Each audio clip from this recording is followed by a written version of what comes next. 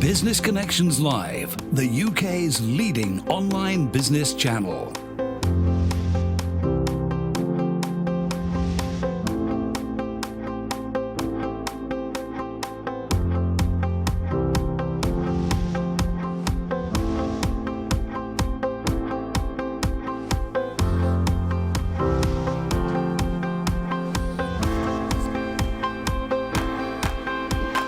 This is Business Connections Live with Steve Hyland.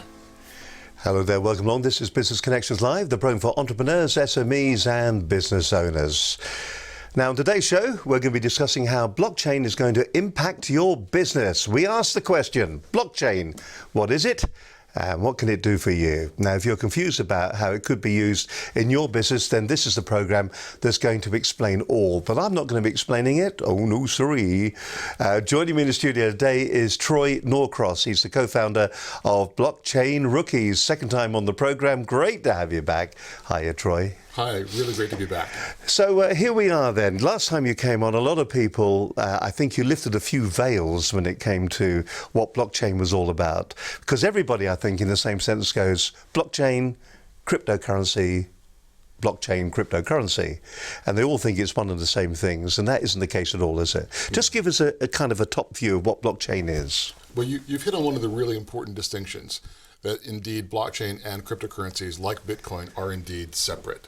So one thing we always say is that if you look at email, all email runs on the internet, but the internet runs more than just email. And all cryptocurrencies run on the blockchain, but the blockchain runs more than just cryptocurrencies. For an example as to what is blockchain, I try to boil it down to a shared Excel sheet. I mean, you've used Excel before. Yeah. If every row in an Excel sheet is a transaction, and a group of transactions forms a block, I can then use something called protected cells and put a password on those cells so I can still see them, but I can't change them anymore. I put another group of transactions as another block, and I include the password from the first block in the next, creating a chain of blocks. I now share my Excel sheet with thousands of people, and I've got a shared Excel sheet with protected cells. And that's really a very simple explanation as to what is blockchain. Simple and very clear, actually. So where do you think it's going to be able to be used in small businesses? I mean, this is really jumping to the chase there, isn't it? Can small businesses really utilize this kind of technology? Or has it not yet been packaged in a way that small business and business owners can use it? So I think there's a lot of things that are happening in blockchain, and for small businesses to really be able to engage with blockchain, it's not going to be their own blockchain. And so one of the principles we talk about is if you're a single company and you're trying to build a blockchain just for you, you're kind of by default centralized. And one of the core principles of blockchain is that it should be decentralized. So if you're looking at that, you may as well just use a database. What we do see happening is groups of companies getting together, forming consortia, or working in an industry association and using blockchain to solve a common problem. And I think small businesses are going to see many blockchains popping up solving industry problems, and they're going to join those blockchain projects. Is this going to be something like the federations, the different business federations will have their blockchain, and then businesses that are involved with that will get involved with that particular blockchain and do it that way? Some existing organizations and federations will do that kind of secondarily. We're seeing new organizations being formed, like in the US, Blockchain in Transport Alliance, BITA. 122 different companies, including UPS and FedEx and Uber Freight, joined together to create a blockchain marketplace for long-haul trucking. Right. Do you think then, and we're going to talk about strategy in a moment, do you think then there's going to be specific job functions it can do and industries it will work well at? So we mentioned logistics there, that's a good area that it could be in. Banking, I take it, is another area that it could actually be very disruptive in, but could actually provide a better service to the customer. Where do you see the other industries? So we talked about logistics and banking. Those are already kind of making headway. I think the whole idea of using blockchain for anti-counterfeiting is a really interesting area. So whether you're trying to track luxury goods or whether you're trying to track pharmaceuticals, making sure your supply chain is clear that only the real authentic ones get from manufacturing into the stores is a really important thing. I think the other thing that we're finding is provenance. And by provenance, I mean, what was the actual source of all of the individual components that made up your t-shirt? And how did it actually get there? you're finding that customers want to know what was the provenance of that entire item from an ethical perspective or from a green perspective. And I think blockchain can help people to provide that information to consumers. Something that really excited me, we were talking before the program today, and one of the things that excited me was I get so many time wasters, silent calls that are pitching to me from outside of the country but have UK telephone numbers. And you were saying that people like some of the mobile phone operators can instigate a blockchain strategy to protect their customers from these random calls. Yeah, really, really interesting program coming from the Telecom Regulatory Authority of India. So this is being deployed in India as a blockchain where consumers can register their opt-in permission for both telemarketing and SMS messages. Now, once they've registered their preference on the blockchain, it's the responsibility of the mobile network operator, the people like Vodafone, to check whether the consumer wants to receive the call before they even forward the call. So they're blocking it before it ever even gets to them. And I think it's a huge project. 1.6 billion people in India all having a telephone preference stored on a blockchain. And they're all phoning me. Some of them are phoning you. And I think it's a really, really interesting use case. And it's a large use case. So we're all watching that one. So we're looking at India at the moment. They're the ones that are instigating this. Is there any noises at all from the European operators and the UK networks that they may implement something similar to this? Not necessarily. The answer's no, isn't it? Well, the answer today is no. What we're finding, though, is GDPR was the big thing kind of last year in May. And there's a new regulation called PECR, Privacy and Electronic Communications Regulation. And they manage opt-in consumer permissions. It could be very well that PECR, when it comes through, will also be something that could be implemented in blockchain. Really interesting use case, similar to the one for TRI. Who creates these things? Who creates a blockchain? Is it, you're saying that maybe trade organizations or large organizations or particular market sectors will have their own blockchain, but where does it start? Who is the person that actually puts a blockchain and starts it and gets it running? That's a really, really good question, and I think it's interesting for people to understand the difference between applications that are built on blockchain and underlying blockchain protocols. So Bitcoin is a blockchain protocol. Another one, Ethereum, is a blockchain protocol. EOS is a blockchain protocol. So these are actual companies that have raised significant tens or hundreds of millions, and they're building the actual protocols upon which businesses will be built.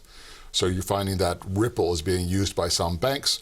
You're finding that EOS is being used by some trade associations, but they're the ones that build the protocol. The second thing you have to do then is deploy nodes. And these are computers that actually run and store the individual blockchain and add the transactions to that. And that's where every member of the consortia runs their own node. That's their contribution to it. It's really unlike eBay, where eBay runs all the servers and eBay is the central authority and all the databases are run by eBay and everybody connects to eBay. Because in a blockchain, everyone keeps a copy of the database and they all talk directly to each other. It's a distributed and decentralized system. So this is a bit like the old torrent networks, isn't it, where it was peer-to-peer, wasn't it? Is it very similar to that? So there's a lot of peer-to-peer stuff that really works well. There's a separate part of blockchain that's a distributed file system, very much like kind of the torrent file systems, and it's called the IPFS. And I promise you, I'm not making it up. IPFS, yeah. The Interplanetary File System. Good, excellent. That's what we like. That's the kind of names that we want to have, isn't it? It is. And it's a really revolutionary new way to store data in a distributed peer-to-peer fashion. And there's a blockchain being layered on top of that to incentivize people to want to store and share that information. Really great stuff. Fantastic. Oh, all right then. So interesting where we are. The other question that passed through my mind and then went out the other side, you talk there are these different formats, protocols. Are we entering a kind of a VHS and Betamax kind of thing? Is there going to be a particular protocol that's going to be the dominant protocol? So, Betamax was a better format, but VHS won because of better marketing. Is that going to happen within blockchain as well? The answer is absolutely yes. So we talk about the movie titles that are going to be happening in 2019, and one of them is called Protocol Wars. So you're going to find a lot of people that are going to be vying for who's going to be the dominant protocol that runs with the best efficiency, the best ability to scale, and the best user and developer community on it. And those are the ones that that are really going to grow and expand. So I think you're going to find a lot of kind of protocols that got off to a wonky start and they fall away, and we'll have 4 or 5, and we may go down to only 2 or 3, but that remains to be seen. All right, it sounds really interesting. Okay, the first question then, should a business have, first proper question, should a business really be thinking about having a strategy for blockchain, and what kind of business should be thinking that way? So in 1998, Windows came out with Windows 98. It was the first one that actually had the TCP/IP protocol for the internet actually built in. What does TCP, what does that stand for? Telecom Communications Protocol, Internet Protocol. Lovely. TCP/IP. And that was the time that boards of directors were asking all of their companies, what's your internet strategy? And we barely had internet functionality on our desktop. So now it's 2018 and 2019, and boards are asking, what's your blockchain strategy? And blockchain in its own evolution is about the same. So sometimes the answer is we don't need a blockchain strategy today, but we need to at least know what blockchain is, understand where it's going, and look what impact it's having across our industry, so we know when we need to start getting involved in blockchain. So the question you asked is, do you need a blockchain strategy? Yes. Does it have to be deploying a blockchain today? No. It's just knowing what's happening and knowing when you need to plug in and what blockchains are being developed in your industry. Okay, that sounds really interesting, doesn't it? And that's what we're talking about today, is blockchain. Do you need a strategy within your organization? Is that something that's going to be important to you? Are you too little to have one? Is it dependent on size, do you think? If you're not a multinational, if you're not a company that's got numerous sort of outlets or departments or divisions, is that something then that you should steer away from? Is this something that really you don't need? So let's go to back to the BITA example, Blockchain and Transport Alliance. So UPS and FedEx and Uber Freight joined that, but there are thousands of smaller trucking companies that can also benefit from that. Because what they're doing is creating a marketplace and removing the brokers, removing the middlemen. So it's not the size of the organization, it's the presence of a particular problem that a blockchain solves. And then anyone can join and benefit from solving that problem.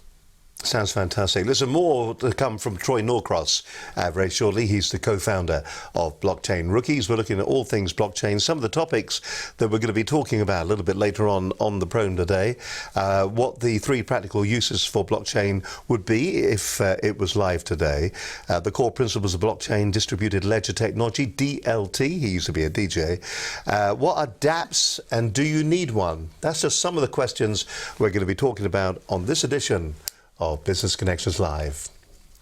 Let's go back a week then, shall we, and talk about last week's program. We had a cracking show last week.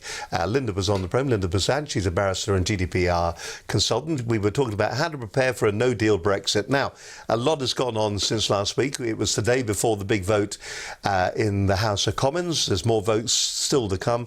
Where are we going to be? Nobody seems to really understand at all. There are noises being made by different industrial bodies and different companies and organisations who are saying that in one breath, everything's going to be fine with a no-deal Brexit. Next breath, you'll hear somebody saying that we're all doomed, Captain Mannering, and that the world will finish, all the clocks will stop, it will all go dark, and that'll be the end of the UK. 5th largest economy on the planet. Really? So that was last week's program. It was a good show with Linda. She was telling you some of the things that you can do to no-deal Brexit yourself, a little bit of protection for you. And that's what we talked about in the program. The key takeaways from last week's show. Here's Linda Bazant from Business Connections Live.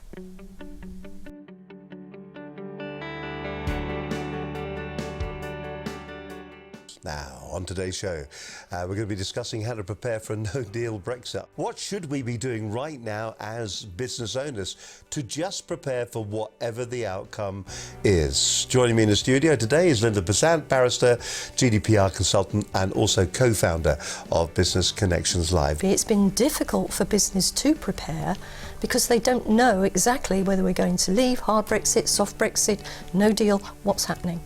Very, very difficult to arrange your business because of all the money that you have to spend on the preparedness for that particular outcome. And until we actually can sort through the withdrawal agreement, we actually can't even start to talk about trade. Well, we're heading in the direction of being regarded as what's called a third country. So we are not regarded as adequate with regard to the way that we protect data. So what will happen is that we can still send data from the UK into the EU, but we cannot have EU data coming into the UK. Any company that deals with EU data coming into the UK, or indeed sending EU data outside of the UK onto a third party, will have to have specific agreements in place. So what we're trying to negotiate at the moment is some sort of recognition within Europe that we are adequate for the purposes of them transferring the data to us. It could increase costs for small businesses across the board purely because of what they buy.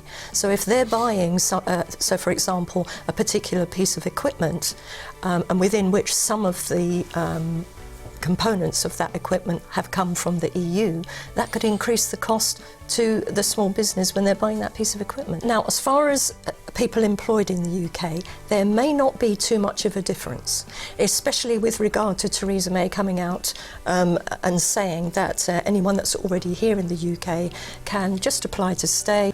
But until they come up with a little bit more meat around exactly what Brexit is going to be, I think any EU people are relatively safe, and probably UK people in the EU are quite safe at the moment too. We have to put together exactly what we're going to be doing with regard to quotas and tariffs and subsidies.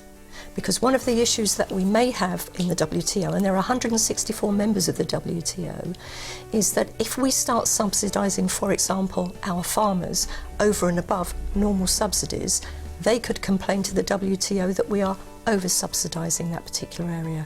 Well, remember that the EU isn't just dealing with Brexit. They're dealing with normal EU day-to-day issues on behalf of their members. So it's not just about Brexit. They're looking after all of the other countries' day-to-day operations as well. Some of the licences and certificates that will already be in place are probably EU certificates and licences, which as part of the EU we just naturally become part of. But of course those licences and certificates may no longer apply after the 29th of March. And if you think about it sensibly, everything cannot just stop on the 30th of March, after the midnight on the 29th, because things naturally have a progression. There will be deals done, and so I don't think that we're going to have aircraft sitting on tarmacs, for example, and that sort of thing. I'm Linda Bazant, I'm a barrister and GDPR and post-Brexit consultant, and today we've been talking about exactly what you need to do within your business to prepare for leaving the EU. You need to stress test your existing plans. You need to impact assess all the areas within your business that may have a Brexit component. Look at contracts, licenses, certificates, check on employee status, double check on tax and VAT with HMRC, data protection. Remember that we become a third country after the 29th of March if we do indeed leave then. Look at your counterparties. Are they Brexit proof? The third parties that you deal with. You're looking at your Brexit contingencies. Are they looking at theirs? Customs duties, paperwork, that sort of thing. Contracts generally, go back to your lawyers, have a look at the right to terminate, how you amend. Is there frustration in the contract? What's going to happen to currencies? Should you change your currency from euro to, for example, the US dollar? These are all the sorts of things that you need to be doing right now to Brexit-proof your business.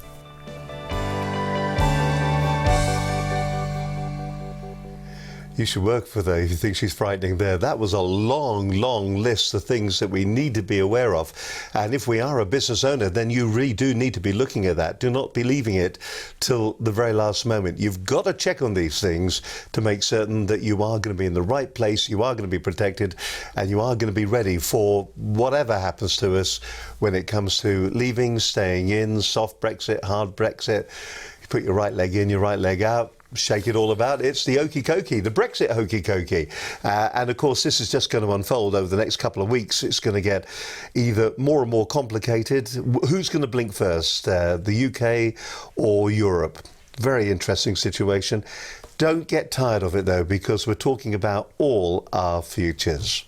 If you're enjoying today's show, thank you very much for joining us here at Business Connections Live. Great to have a terrific guest, Norcross. And let me remind you, if you'd like a show just like this one for your organisation, then all you got to do is get in touch with us here at Business Connections Live. And it's dead easy to do that. All you got to do is drop us an email to studio@businessconnectionslive.com. If you want, you can also pick the dog and bone up and give us a ring on 01784 256 777. You can follow our stream of consciousness on Twitter at BCL Business TV. You can also watch the program and leave comments as well if you go to our Facebook page. And don't forget, the best place to go, 250 programs. This is program 250. Been going for over, 4 years now or thereabouts. You can actually go to our website at businessconnectionslive.com and you'll find all the programs and all the information about the shows there. Also on the website as well, while we're talking about the website, you can find out about our media training, which is CPD accredited. That's continuing professional development. You can get 6 points if you come on one of our one-day media training courses.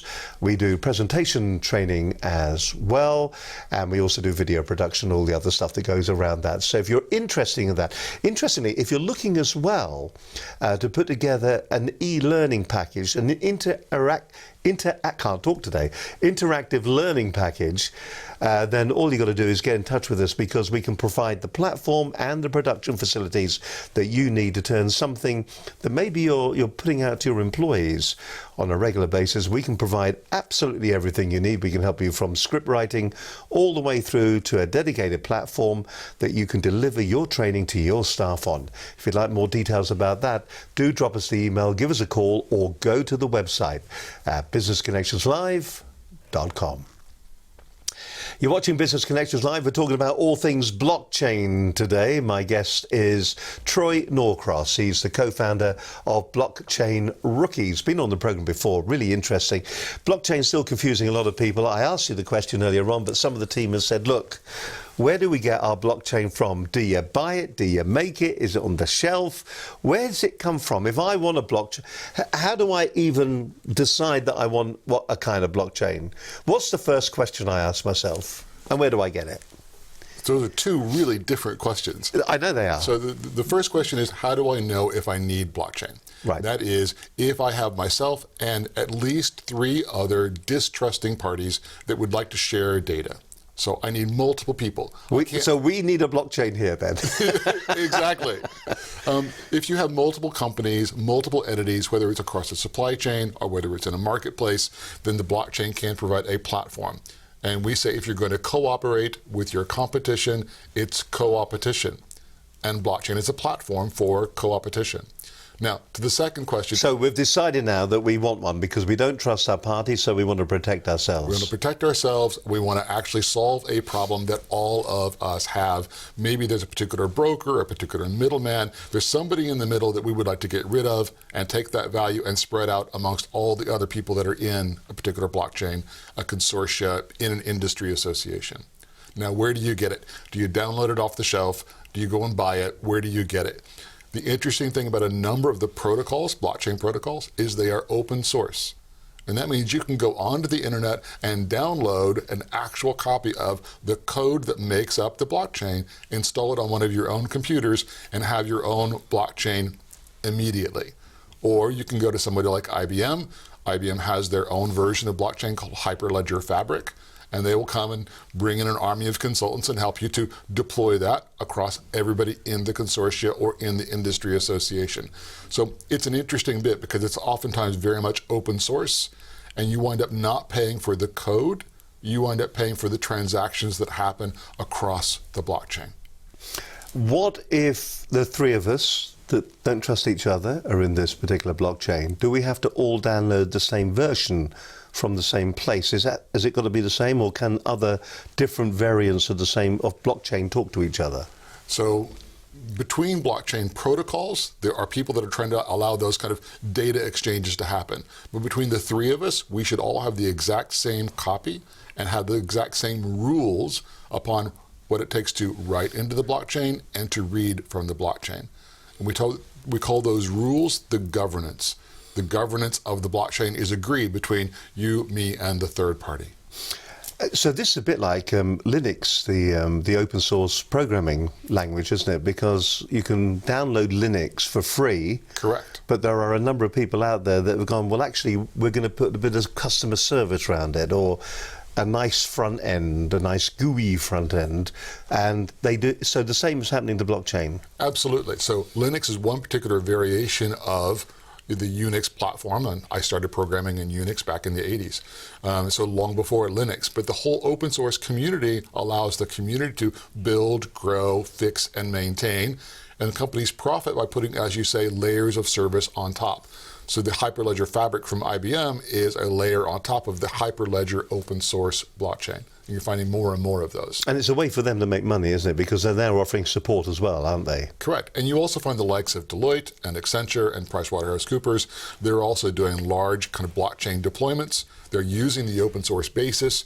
And the big thing they're doing is integrating existing companies' CRM platforms, customer relationship management platforms, or procurement systems, and integrating those systems to talk to the industry or the consortia blockchain. Are we getting to a stage where where some of the data just isn't going to be visible to anybody? It nearly is all residing inside of a blockchain somewhere, and it isn't going to be that easy to get in. I suppose that's the advantage of it, if that is the case, that that the data isn't freely available anymore. So the thing about data, especially when it comes to blockchain and transparency, which is one of the other things I talk about for the Bitcoin blockchain, is if all the data is there and all the data is visible, a lot of companies don't like that. Transparency is not always profitable. I don't always want everyone to know about the details of the transactions that I'm having. So you have to decide what data is stored on the blockchain, what data is not stored on the blockchain, what is encrypted in such a way that only you and I can read it, but nobody else can read it. And we're getting down into a bit more of the guts, but there's a data architecture, a plan for how data is used on blockchain, near chain, and off chain. I don't know about you. It all sounds frightening. Strategy then. Okay, at what point would the business start to get indications that a blockchain strategy is essential to them, and that they should implement blockchain into their business? What are the kind of signs, what are the kind of signals? When you go into businesses, do you ever find yourself going in there and going, actually, you know, you've heard about it, you know the latest words, but quite frankly, it'll be of no benefit to you whatsoever? And we do that a lot. So we're not actually a software development company, we're just a strategy company. So we're not wedded to building blockchain projects. If we do a discovery process and decide at the end of it, a database works for you, for your problems just fine, then that's what we're going to say. I think what people are going to start seeing is they're going to see 5 or 6 other companies coming together. So one of my big examples I talk about is Maersk, the international shipping company. They do container shipping.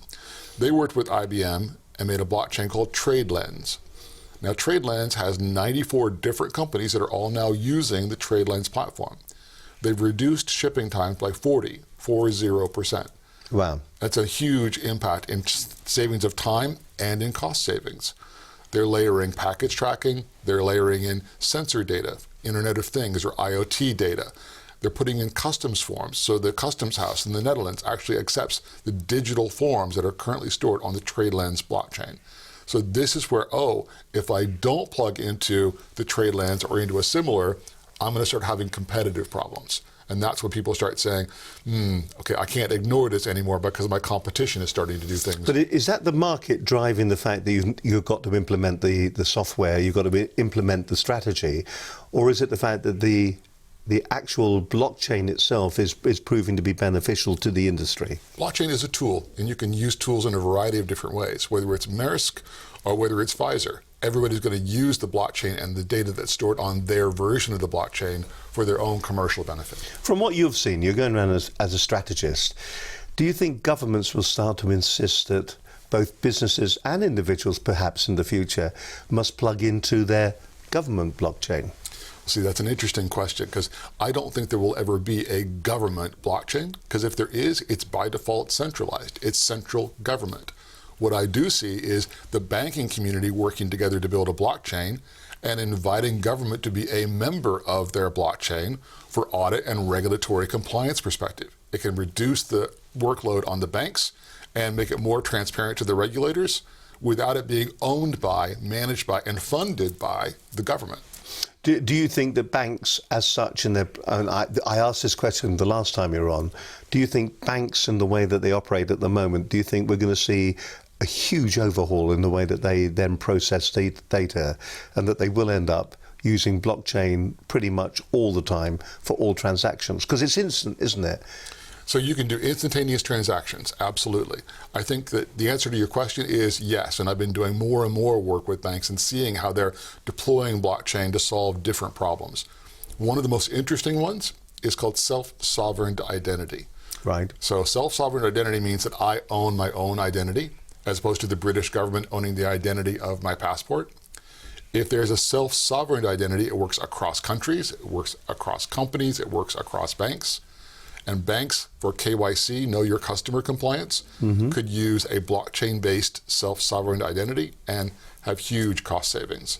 So they're looking for communication and collaboration across banks for identity to solve all of their problems. I mean, is this where the real core of it is going to be, do you think? I mean, I know we're moving data around with the shipping and that, but this whole area of security and nearly a self-assessment, it seems to be really fascinating. It seems to be the way things are going. Well, self-sovereign identity, interesting, is not just about me as an individual. It could also be about a company, or it could be about a particular device, the thermostat in your home. And believe it or not, even a car crash as a situation could have its own identity and its own characteristics. All of these can be written into a blockchain that has a characteristic called immutability, meaning once it's written, it can't be changed. And that immutability gives it a sense of trust. So identity, whether it's person, company, a device or situation, really, that's exciting, transformative stuff.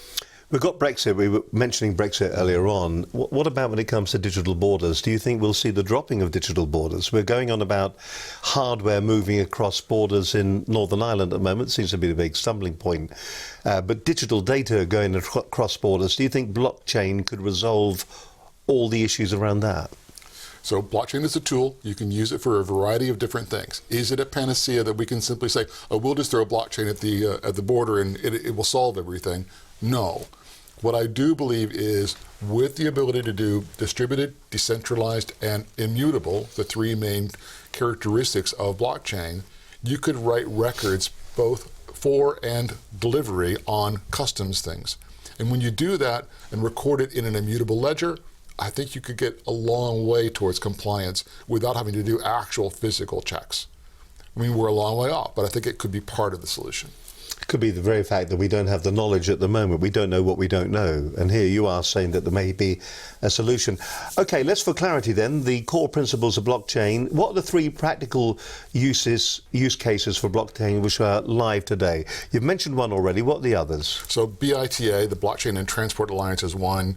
TradeLens is the second. And the third one I talked about last time, I'm still really excited about. That's the IBM Food Trust, which was started with Walmart and is doing food safety as a supply chain. And they're saying from farm to fork for all green leafy vegetables. Farm to fork. I like that. Yeah, so those are three that I know that I really like. There's another one from De Beers called Tracer. So they're tracing diamonds from source all the way through to actually being on your finger and ensuring that no blood diamonds kind of get into their supply chain. So you're finding more and more of those interesting projects. So they're the three ones that are really working at the moment. We'll talk about some of the smaller ones in just a few seconds' time. My guest on today's show is Troy Norcross. He's the co-founder of Blockchain Rookies. I'll show you their website in just a few moments' time, and it's a real insight into what blockchain is all about. It is a confusing topic, I think. A lot of people, when they're hearing the word blockchain, they're thinking of one thing or the other. I've got to ask you the question. There was a piece in the papers a little while back. Can you make money out of cryptocurrency on blockchain at the moment, or should you keep your money? So the answer is the 3-day Vegas rule. Invest as much in cryptocurrency as you would on a 3-day jolly to Vegas, because you're going to meet some crazy people, you're going to have a lot of fun, you're probably going to lose it all, but you might win big. So was that a yes or a no then? Fantastic. Troy Norcross, my guest on today's programme. OK then, I hope you're enjoying today's programme. You're watching Business Connections Live. We are live today. It is a Monday. If you're watching this on Catch Up, thank you very much indeed. Don't forget you can download it on iTunes as well, and I'll tell you more about that a little bit later on.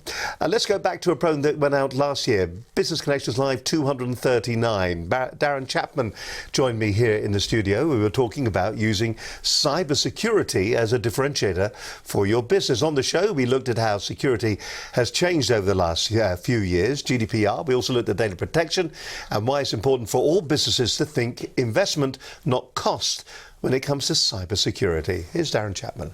So, hello, I'm Darren Chapman, and I'm from Cyberscale, and I've been talking today about cybersecurity.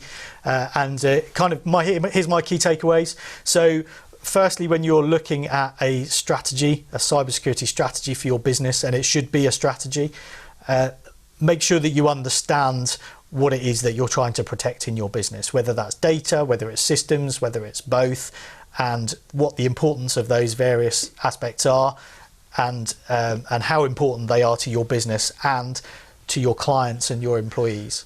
Put them front and centre of your risk assessment. Put things in place based on risk. Have a strategy that includes process and people, as well as technology. And have an incident response plan in place so that if something does go wrong, because you can't keep yourself protected 100%, make sure that you understand how to deal with that in advance so that you're not running around like a headless chicken at the time that you've had a data breach or a cybersecurity incident. The way that you manage that will have a huge bearing on how well your organisation comes out of that. Really good show. If you get an opportunity, do see Darren Chapman on the program. We're talking about security on that particular show, and it was a great program. So don't forget, go to the website at businessconnectionslive.com. Today we are talking blockchain. Troy Norcross, co-founder of Blockchain Rookies, he joins me in the studio today, and we're looking at why you should have maybe a strategy within your business. Does your business even need one? You've talked, Troy, a lot about the different blockchains that are out there at the moment, the active ones that are out there. I suppose a concern that people have is, are these things hackable? It seems everything is hackable these days. Are blockchain hackable because they're in the public domain? It's open source programming. Could somebody get in there and sort of steal all our money or whatever it is, or find all the information about our business? So the really good thing about the Bitcoin blockchain is it has never been hacked. The Ethereum blockchain has never been hacked. There are some protocols who have had those kind of problems, but on the whole, no. When you hear hacking stories, somebody has had their computer hacked and they've actually stolen their personal private key. So it's not the blockchain itself that's been hacked, but somebody's been sloppy with their own personal security. It's like leaving your PIN code out where somebody could use it and use it with your ATM card and pull money out of a hole in the wall. But is it not an attractive challenge? Oh, it's a very attractive challenge. And with today's computing power, it's just not practical to be able to resolve. And I say with today's computing power because I believe with quantum computing in 5-10 years, we will have the ability to do more actual cracking of the blockchains. So are we looking at technology that is really just for today, and long term it doesn't have a future because it could be hackable? Or do you think, or do you see that blockchain will evolve? So blockchain will absolutely evolve. To my earlier point, 1998 for Windows 98, 2018 for blockchain. Look how far we've come since Windows 98 in both good and bad evolutions. We're still running Windows 98. And that's okay too, as long as it solves your business purposes. Yeah. But I think in the next 15 years, we're going to see huge evolutions in blockchain technology that will put us in a nice, safe place, even in the evolution with quantum computing coming. Can I just point out, we're not running Windows 98. We haven't got that far yet. We're still on DOS. That's what we're on at the moment. Okay, then. So we've looked at the core principles of blockchain. Let's talk a little bit about DLT, distributed ledger technology. Just kind of clarify that for us, because we hear these terms. What do they mean? So distributed ledger technology is the parent group that kind of everything fits under. So blockchains fit under that, hybrid blockchains fit under that, and other forms of blockchain called tangles. IOTA is a tangle. It's much more complex than it sounds. Well, actually, it is as complex as it sounds, but they're all part of distributed ledger technology. What does that mean? It means I've got one ledger. And you know what? A business has a ledger, and I'm distributing that ledger across multiple people, and that ledger has to be kept in sync. So when we write a new entry to one ledger, all the other ledgers are kept in sync, and they all agree on the contents of the ledger, and that's DLT. Blockchain is unique in the fact that it's immutable. You can't go back and change an old entry. You can only add new entries to the end. What happens if you've got 100 machines that are all checking each other, and a couple of the people with their machines, they don't switch them on for a while? When the machines come back online, what happens at that particular point? Do they update to the latest revision of what the global blockchain is? Because you've lost those two within the group, haven't you? So therefore the security at that point isn't up to mark. Correct. And so those two, until they resynchronize and they're current again, are excluded from any future transactions. The remaining 98 look at the consensus. We all reach consensus as to what is the current version. Those two are either out of sync, or maybe somebody's decided to hack their own personal copy of the blockchain, and somebody else has had a computer failure, and they will be excluded. But the majority will say, this is the perfect version, and anybody that doesn't agree with us, we're going to exclude. Really fascinating. Okay, let's move on to some of the other questions that we've got down here at the moment. DApps, D-A-P-P-S, and once we find out what it is, do you need one? What is DApps? So we talked about protocols, and protocols are indeed the actual Bitcoin, Ethereum, EOS, or blockchain protocols. Building applications on top of the protocols are decentralized applications, or DApps. And that's one of those. So whether you're talking about something really fun and interesting like CryptoKitties, so CryptoKitties.co is indeed a DApp, or whether you're talking about Augur, A-U-G-U-R, which is a decentralized kind of betting marketplace, they are DApps.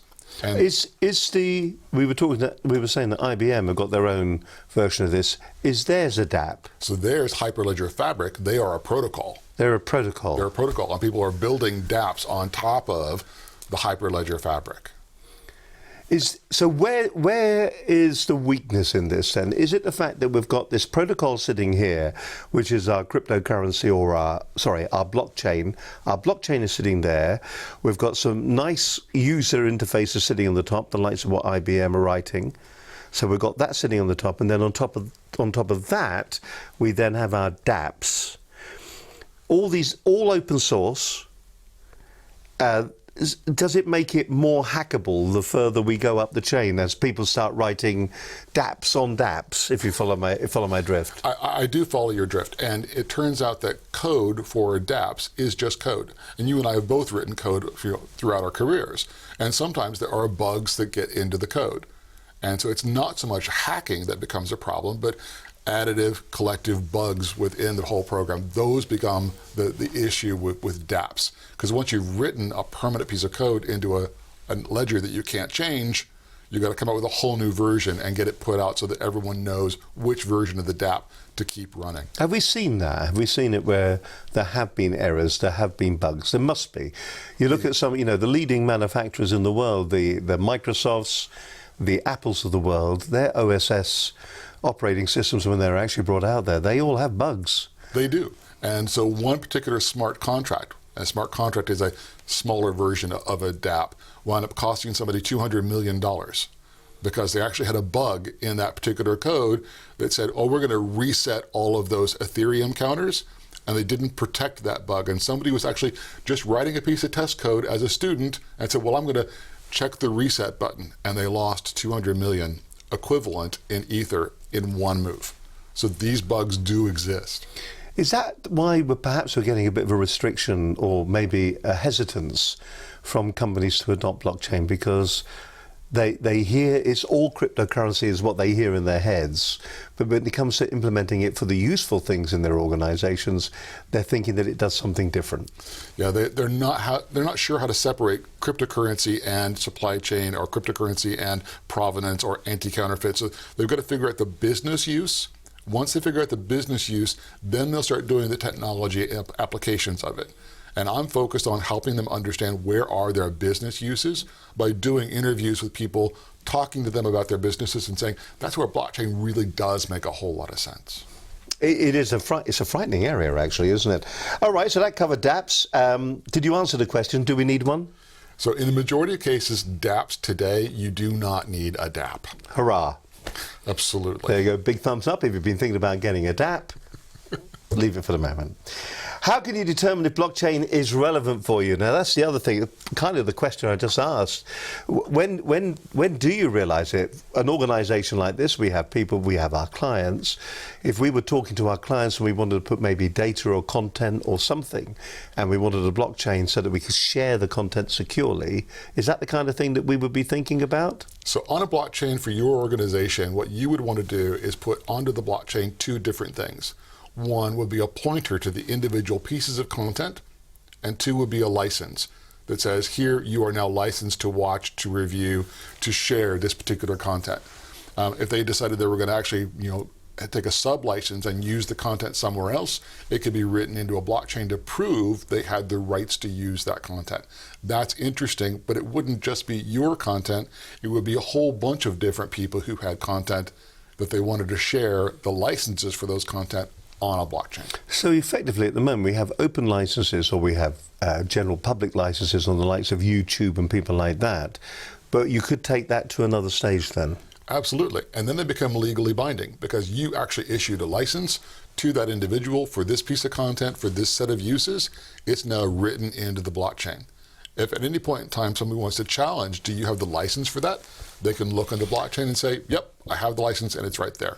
Because that's really interesting, because there's a lot of, not piracy, but people who feel that because the World Wide Web is there, that the content that is on it is in the public domain and they can use it willy-nilly. And of course that is not the case. And I'm just wondering, would a blockchain across the World Wide Web, would that be something that would be quite interesting, therefore maintaining copyright for images, videos and content? So that is interesting, and Tim Berners-Lee is coming out with his next generation of blockchain-based internet, and content rights, content management is a big part of that.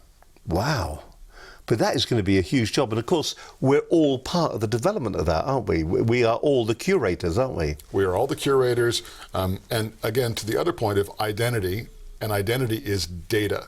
And trying to figure out what my data is. Do I own my data? Can I monetize my own data as part of my self-sovereign identity, as opposed to having Google or Facebook or Amazon manage and maintain and monetize all of my data?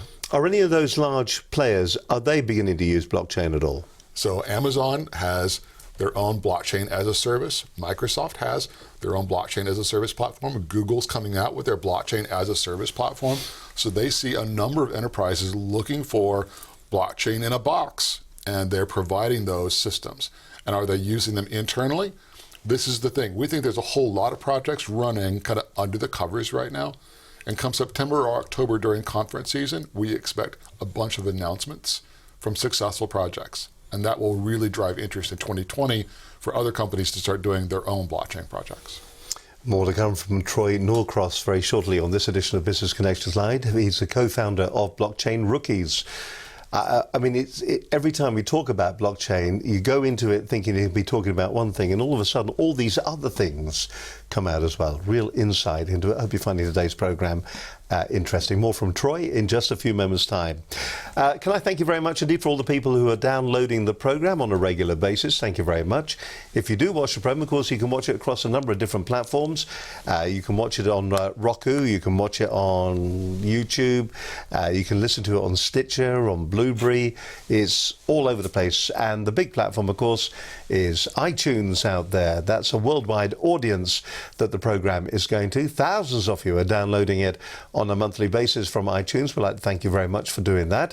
If you'd like to download it, then that's great. Please do leave a comment or a review. It really helps the program afterwards, and it is dead easy to do that. All you got to do is follow these simple steps. Just find the program in your iTunes library, view it in iTunes properly. You'll see a list of all the programs there. Then click on the ratings and reviews tab.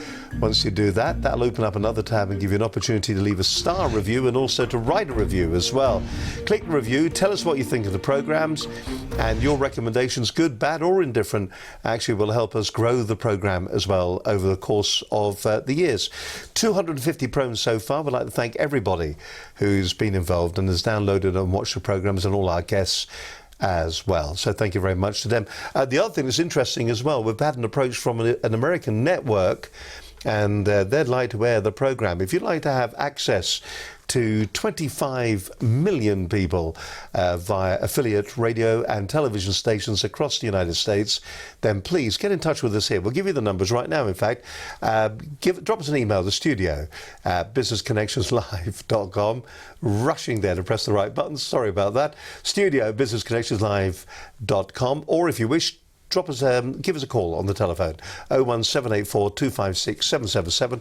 We'll tell you a little bit more about that and how you can spread your message across a huge audience. If you want more details, please get in touch with us here at Business Connections Live. You're watching Business Connections Live. My guest on today's show is Troy Norcross. He's the co-founder of Blockchain Rookies. Let's have a quick look at the website, shall we, that we've got here. Here it is. This is what you'll find when you go to Blockchain Rookies. This is the conversation. We are Blockchain Rookies. Tells you a little bit about who they are, about some of their presentations to the banks at the moment. That's a really good video to watch, incidentally, and tells you more about what they do. So they're educators, they're advisors, they're also supporters as well where applicable. They provide advice and support in implementing proof of concept and full-scale production implementation, and they're driven. They're aimed to make blockchain technology accessible to ensure that you have the best competitive advantage in your market. And when you look at the people that they've worked with, you can see there that it is quite a list. HSBC, Nokia, to name but a few on the list there. If you would like to add your name to them, you'd like to find out more, you'll find out all their details on the show page at Business Connections Live, where all the show notes are. So please do go and have a look at that, and you'll find out more about their business. So then, Troy Norcross, co-founder Blockchain Rookies, is my guest today.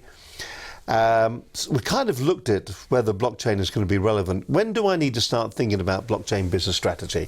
Is this something that should be coming up on a regular basis? Should we, when we start a business, should it be a heading at least in our business plan that says, come back to this maybe at a later date? So I think that the people we're talking to that have the most traction in that particular space are heads of innovation or strategy directors. So they're looking with a 3 to 5 year kind of time horizon. They're not looking for today. They're looking for 3 to 5 years down the road. And they're the ones that need to be keeping their eyes open as to what's happening in the industry and have a solid understanding about what is blockchain and the evolution of blockchain, like we were talking about, how it's advancing in scale and size and energy efficiency and different protocol developments. I mean, you were talking about the blockchain evolving and the computers getting more and more powerful. We were talking about the different kinds of computing power that will be available in 5 years' time. It's very difficult to be looking forward into the crystal ball. I mean, for instance, we've just seen our government, God love them, they've had, 2-3 years to look into crystal balls, and it hasn't been very successful. How can businesses really make certain that they're going to be covered for this? So I think that the number one thing they can do is keep up with their own trade press, because blockchain is doing a really good job of being in the press when there is something happening, whether it's in supply chain or logistics or provenance or anti-counterfeiting. You're going to see more and more of those examples. So just keep up to date with what's going on. That's the first and most important thing you can do. And the second thing, is there a second thing they should be doing? And is it something that should be in your business plan? You go, right, we're a medium-sized organisation, we're going to come back to it and we're going to review it every 6 months or a year. If you're a medium-sized organisation, it should be an annual review, but probably not a 6-month review. Okay. This will be an interesting one. I think a lot of businesses these days, they struggle to raise cash for their business. And I think some people see blockchain as being a potential way, or at least part of the journey when it comes to raising capital for their organisation. Should it be a serious consideration? And if it is, how do they go about using it? Right. So this is where most businesses kind of confuse, is cryptocurrency and fundraising and blockchain. And so I've been trying to help decouple those. When we look at cryptocurrencies and look at how do you actually raise money using cryptocurrencies based on a blockchain protocol, that becomes interesting from a couple of different ways. Early companies back in 2017 and throughout all of 2018, we had a lot of funds that were raised, but then the regulators came along and said, you know what, we need to protect our regular kind of retail investors, so they started applying more and more regulation. The old word was initial coin offering, or ICO. And ICOs, for all intents and purposes, have been kind of parked. And now we hear STO, security token offerings. And so the FCA, and in the US, the SEC, and in Switzerland, the FINMA, they're coming up with new definitions as to what is a security when it comes to cryptocurrency and how will it be regulated. So we're in this kind of space where people are trying to find their way through. I would say that in 6 to 9 months, STO, security token offerings, are going to be real and serious as a way to raise money. And it'll be much more kind of crowdfunding-esque than it will be large institutional investors. But it will be an interesting way to add funds to your business for a specific project. So organisations that are doing crowdfunding online at the moment, where they put out a prospectus and people come in because they're interested, in fact, it could be the end of them. I think it could be the transformation of them. Is it going to be the end of them? No, because some investors are still going to want plain, straight equity. They don't understand cryptocurrency and they don't want to. But I think by adding a cryptocurrency element to their crowdfunding, they'll attract even more capital than they would if they don't have it. And when we say raising capital using it, what is the process? We're not talking here about mining, are we? No, we're not talking about mining at all. We'll talk about that. We talked about that the last time. So we're not talking about getting PCs with large graphic cards in them and processing that. We're not doing that. No. So raising capital using blockchain. So what is the process? I have to go and take my pound sterling, my fiat currency, and convert that into at least one other cryptocurrency, usually Ethereum or potentially Bitcoin. With that, I can then go and buy other coins in other projects. So if Business Connections Live wanted to raise money for a new outreach to your 25 million new viewers in the US, you could have a dedicated coin just for that particular project. And I would buy that coin with my Ethereum. I wouldn't buy it with pounds, I'd buy it with Ethereum. Now you have the Ethereum that you need to sell back through your bank to get cash to build and grow your project. And that's the steps that people will go to. You don't actually buy with fiat direct, you buy Ethereum, use Ethereum to buy your coin. It comes back to Ethereum as you, and you convert it back to your bank. So the actual transactions is all happening in Bitcoin, but at some stage it's got to go into the Bitcoin. We're using Bitcoin as the example, but it goes from the real world to Bitcoin, and then at some stage it's got to go from Bitcoin back to the real world again. That's right. And those are treasury services, the banking services that are so tricky right now, because the banks are very nervous about where was that Bitcoin, where was that source of funds, is this money laundering, was this terrorism funding, and they're afraid the government's going to clamp down on them really harshly. So what you've got to do, if you're going to do all of this, if you're going to do a security token offering, is ensure that you have good treasury function to get your cryptocurrency back into money you can actually spend to buy things, to pay people, to pay your taxes. Have people had their fingers burnt on this, where they've transferred it from I call it real money, but from real money to Bitcoin, and then when they've been transferring it back, they've had their fingers burnt? Yes, they have. There have been some banks that have actually frozen people's accounts, saying, well, your money that you just deposited was cryptocurrency. We don't know where that came from. We're going to freeze your account, especially in business accounts. It's a high-risk thing to do if you haven't agreed it in advance with your bank. We've covered a lot, and as always, I hope that it's a little bit of clarity for you on today's program. We've looked at so much over the last hour. DLT, really interesting. dApps, fascinating. Whether you actually need a blockchain within your business. I mean, do you need a blockchain in your business? I don't know whether we've answered it clearly enough. I'd like to think that you now know what a blockchain is and why your business should be looking for it. Where do you get it from? Can you buy it off the shelf? Is it DIY? I mean, all of those points we have covered on today's program. Troy, what we always do at the end, we ask our guests to deliver a very simplistic key takeaways from the program. And it is a fascinating topic. Do you think it'll ever get any simpler? Do you think it will migrate into day-to-day conversation where people get it? The answer is no, but what it will do is disappear. We don't talk about the internet anymore. We talk about the services and things we can do because of the internet.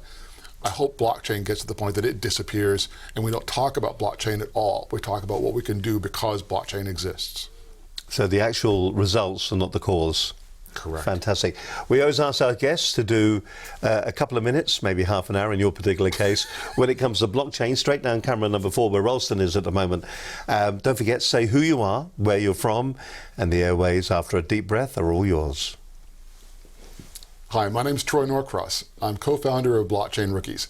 It's been great being on Business Connections Live today. If you're a small business owner and you want to know what is blockchain, think about it simply. It's an Excel sheet with protected cells that's shared with lots of different people. When do you need to think about blockchain? When you have multiple distrusting parties that want to work together. Blockchain is a platform for co-opetition. And if you're looking at ICOs, STOs, or using cryptocurrencies to raise cash, you can do that, but be very clear, to be very careful that you're going to have good treasury services. It's been really great being here, and I hope you've enjoyed my explanation of blockchain. Really have, and thank you very much indeed for being a guest on today's program. Hope you found it useful. Don't forget, if you want to, you can leave comments on the different pages. You can go obviously to the website, you can go to the show page or a notes, and also contact details as well for Troy if you want to find out more about him. Don't forget, go to their website, which is, of course, the conversation. It is Blockchain Rookies, and you'll find them at blockchainrookies.com. If you go along to their website, you'll find out more information about them there.